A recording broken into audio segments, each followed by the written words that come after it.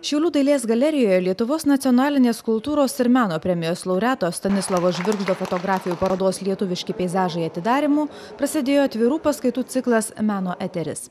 Žymaus fotomenininko paskaita dailė ir fotografija tik pirmoji iš naujo edukacinio projekto skirto įvairiaus amžiaus žmonėms. Laiptų galerijoje atidaryta Vilniečio skulptoriaus Mindaugo Šnipo medžio skulptūros ir instaliacijų paroda provokuojančių pavadinimų niekis. Jo eksponatai kūriniai ne kūriniai, kažkada svarbių ir reikšmingų dalykų dalis, kurie voliojosi anot autoriaus namuose ir dirbtuvėse, o dabar tarsi netyčia eksponatų salėje. Toks eksponavimo sumanimas kaip truputį lyg ir iškritę iš kišenių.